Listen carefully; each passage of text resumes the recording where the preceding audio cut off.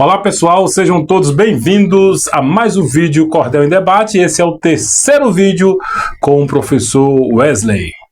O cordel salvou a minha vida.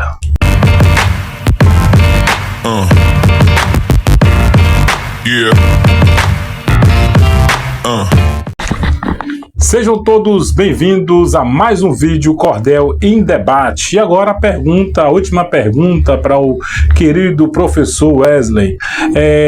Quais seus temas favoritos e quais os cordéis você está escrevendo no momento ou pretende escrever?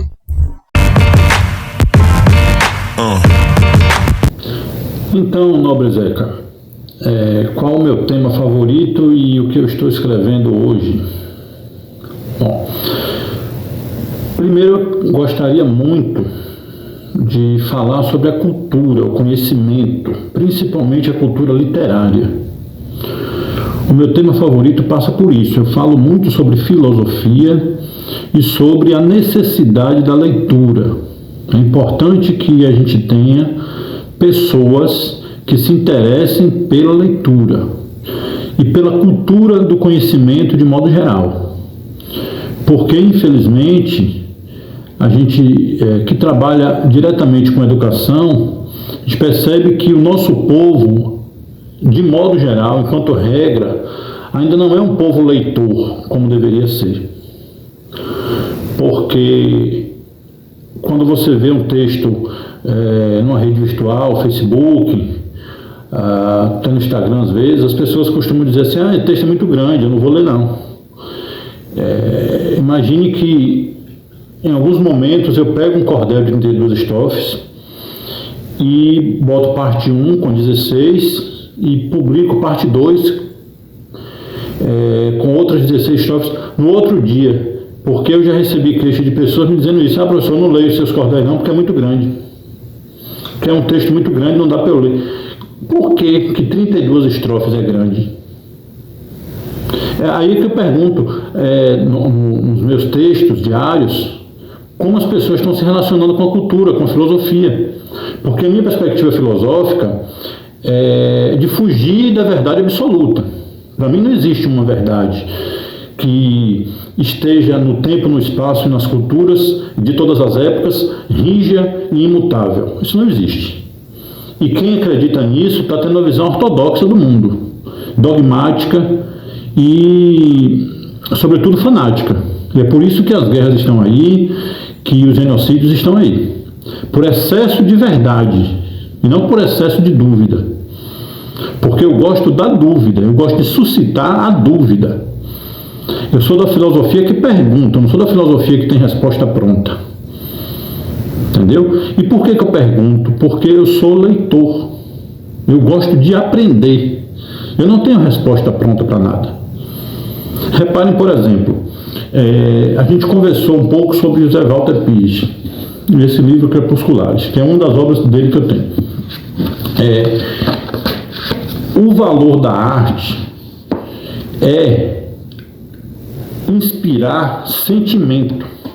A arte vale pelo sentimento que ela retira, que ela faz transbordar, que ela faz sair de quem sente a arte, tá? Então, o artista, a artista, a pessoa pela qual a arte passa para chegar nas demais pessoas, é um instrumento. Agora, a arte chegando em você, ela vai despertar em você um sentimento que é seu, é subjetivo. Quando eu mando cordéis diários para mais de 200 pessoas, tem gente que nem lê, porque vai em PDF. Ainda digo isso, vai em PDF porque você pode pegar e guardar. Você não precisa ler na hora, é um presente que eu te dou. Tem gente que não lê, mas tem gente que lê todo dia e, além de ler, ainda interage e me corrige. Por isso agradeço muito ao professor Zé Walter Pires, que é professor, que é colega de trabalho também, entendeu? Ao mestre Antônio Poeta, ao grande Márcio Fabiano, nossa, meu irmão também. São extremamente as pessoas que corrigem. Falta uma métrica, falta uma vírgula, falta um ponto, teve uma digitação e vão lá e corrigem. E mais do que isso, eles sentem algo que foi fomentado pelo meu texto. Aí, nesse livro, José Walter faz um texto aqui chamado A Glória de Ser Poeta. É um soneto que tem por base um cordel meu. Ele escreve aqui, em paráfrase ao poema de Wesley. E olha o que ele diz aqui, olha como é esse soneto dele. Diz o poeta ser a solidão, o mal que na constância o apavora, e traduz nos seus versos a razão do que sofre, porém, sem a melhora. Assim, amargurado na obsessão, como se fosse um monstro que o devora, desaba nos lamentos a toda hora, vivendo sem nenhuma direção.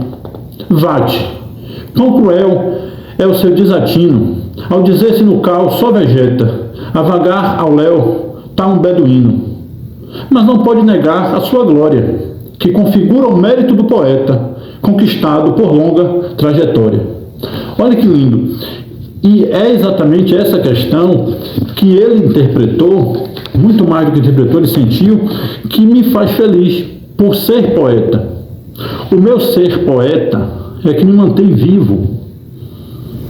Dentro de uma série de complicações da minha saúde, desde a infância, a literatura salvou a minha vida e salva até hoje. Porque eu sou uma pessoa muito difícil de conviver. Porque aqui e acolá eu tenho crises de tristeza, crises de ansiedade, crises nervosas. Então estar ao meu lado é muito difícil. Mas a literatura consegue me acompanhar e consegue me salvar todos os dias. E quando eu falo de literatura, aí eu volto a falar de Cida Pedrosa. Esse livro de Cida Pedrosa, Só para Viajar, ganhou o prêmio Jabuti, que é o prêmio mais importante da literatura nacional. E esse livro inteiro é um poema só. E está entre as coisas que faz a gente sentir, porque eu não consigo ler esse texto sem chorar.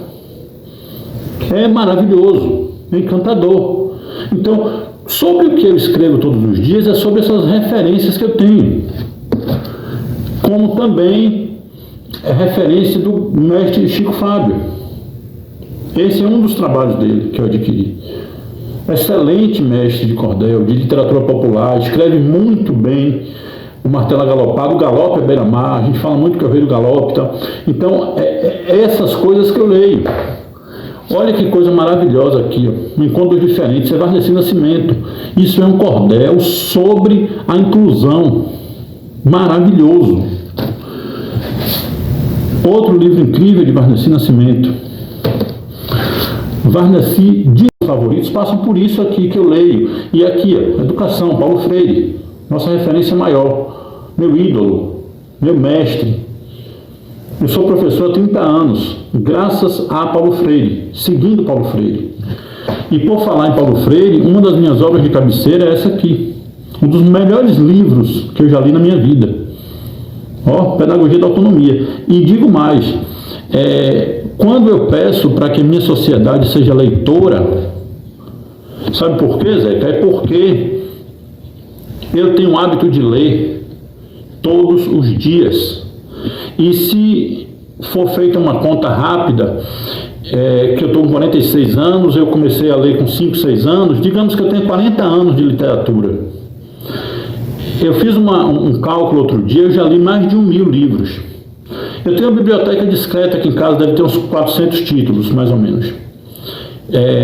Mas somados a todos esses livros que eu tenho aqui que eu já li, mais os livros digitais que eu já li, mais outros livros que eu já li e se perderam pelo caminho, ficaram lá, eu já li mais de 1.000 livros. Se a gente fizer essa conta de 1.000 livros divididos por 40 anos, não é difícil. Então, se pegar 1.000 livros, 1.000, tá? E dividir por 4, dá 250. Então, se eu divido por 40, dá 25. Então, eu leio cerca de 25 livros por ano, em média. 25 livros por ano significa o que aí? Mais de 2 livros por mês. Então, a minha média de leitor é de 1 livro a cada 15 dias, no mínimo, porque durante a pandemia eu li mais. Mas vamos lá. Então, eu leio pelo menos 1 livro a cada 15 dias. Tá? Olha só. Vardeci Nascimento de novo. Vardeci Nascimento de novo. Outro de Vardeci Nascimento, maravilhoso. Preciso mandar um abraço também para o querido Ulisses Ângelo, esse livro dele é maravilhoso também. Outra obra linda do mestre José Walter. Abraço também para Neto Ferreira, essa pesquisa maravilhosa dele sobre Leonardo Bastião, o mestre Leonardo Bastião, sobre Patativa do Ossaré. Obra linda do grande mestre Aderaldo Luciano, peguei com ele lá em São Paulo quando nós conversamos. Olha as coisas que eu leio. E aqui o material que eu falei do professor Gilmar de Carvalho sobre Patativa do Ossaré, Sertão Dentro de Mim e Sem Patativa. Esses dois livros eu adquiri na mão do neto de Patativa do Ossaré, Daniel do Ossaré, que conversa comigo pelo WhatsApp com frequência. Aí nós temos aqui também sobre educação, Emília Ferreira, maravilhosa, que nos deixou recentemente, mas essa obra lindíssima, importantíssima. É um dos temas que eu trato muito nos meus cordéis. Professor, qual é o seu tema favorito? Está por aqui. Leitura, escrita, filosofia, cultura. Isso aqui é maravilhoso, esse livro. Quando a gente conversa sobre filosofia, não pode deixar de lado o mestre Clóvis de Barros Filho. Esse livro é muito lindo, lindíssimo livro. Participação da Monja Cohen. Não posso deixar de falar de Mário Quintana, um dos meus grandes mestres da poesia, mestre Mário Quintana, maravilhoso, que eu também não posso esquecer de falar de Manuel de Barros, referência imensa para mim, e para mim Manuel de Barros é um cara que ele trouxe a essência da arte, porque a arte, gente, não precisa ter lógica, a arte não é uma ciência lógica, a arte é algo livre. Leia o Manuel de Barros. Voltando a falar do professor Clóvis de Barros, esse livro é maravilhoso também. Epaminondas, o Gato Explicador. Nosso Roberval, aqui do Sertão da Bahia também, excelente livro esse de Roberval. 110 poemas. Meu amigo e querido Vicente Lima, está aqui também na minha cabeceira. Esse livro é lindo dele, e tem muitos outros também. Confrade da Academia de Letras de Freitas. Um excelente poeta, um excelente ser humano, referência. E aí, para a minha área de filosofia, meu mestre, Alan Sampaio, que eu digo que é meu pai, Nietzsche. Olha que obra maravilhosa dele, foi o trabalho de mestrado dele, lançado há 15 anos, eu adquiri, é um dos meus livros de cabeceira, ele explica Nietzsche aqui, pedagogicamente. E por falar em Nietzsche, isso aqui tudo é Nietzsche. Alguns dos títulos de Nietzsche que eu leio todos os dias, meu grande filósofo. Então, o que eu estou escrevendo hoje, especificamente, é um texto chamado Sou Ateu, Imito Jesus. Tá. Olha que coisa interessante. Eu gosto muito da filosofia da contradição. Eu não gosto das coisas lineares, eu não gosto de fazer mais do mesmo, eu não gosto de discutir o óbvio.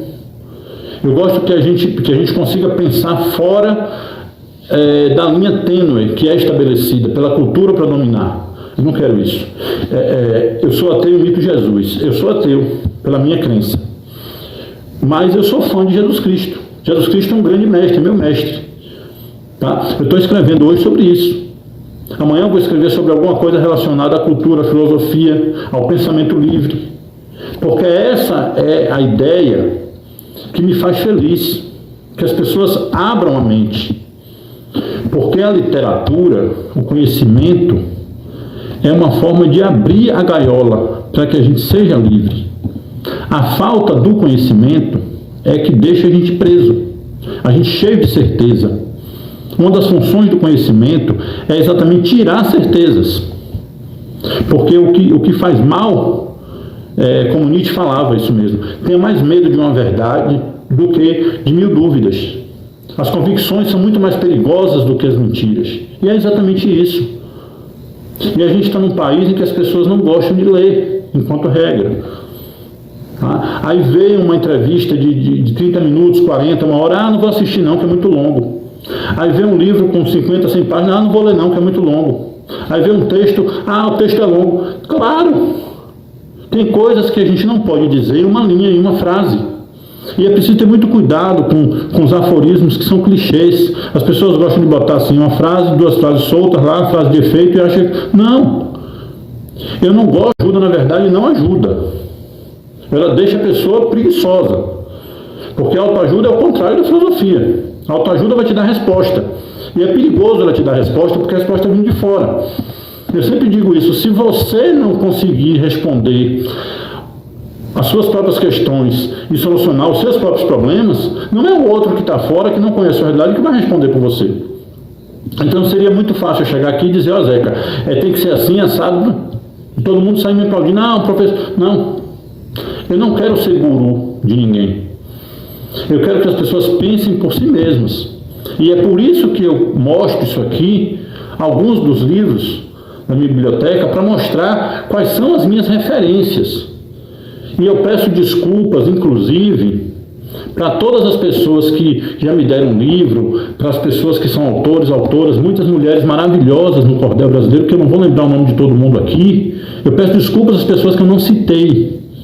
Mas se essas pessoas já me deram livros, já me passaram trabalhos literários, sintam-se abraçados e abraçadas, e homenageados aqui, lembrados. Porque não é porque eu não citei seu nome que você não é importante, ao contrário, não confie na minha memória. Memória é a memória de uma pessoa doente, tá? A depressão acabou com minha memória. A depressão destrói cada dia. Mas o que me mantém vivo é o quê? O meu conhecimento, a minha cultura, é o acesso com a literatura. E o cordel, sim, salva a minha vida todos os dias. E pode salvar a de quem sofre. Porque a arte é beleza, a arte é vida. Tá ok, meu querido? Muito obrigado pela oportunidade, pelo carinho, pelo afeto. Estamos aqui às ordens. Um grande abraço e viva a literatura de cordel! É isso aí, pessoal. Esse foi mais um vídeo aqui no grupo Cordel em Debate. Aguardo vocês no próximo vídeo e não esqueçam aí de deixar o seu like, tá? E comentar aí o que vocês acharam do vídeo. Valeu? Até o próximo vídeo Cordel em Debate.